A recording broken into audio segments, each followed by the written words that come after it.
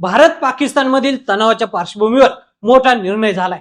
युद्धबंदीची घोषणा करण्यात आली. 8 ते 9 मेच्या रात्री पाकिस्तानने 500 ड्रोन भारतीय हवाई क्षेत्रात पाठवले. लडाख मधील लेह ते गुजरात मधील सर क्रीक पर्यंत मोक्याच्या ठिकाणी हे ड्रोन दिसले. यातील बहुतेक ड्रोन निशस्त्र होते.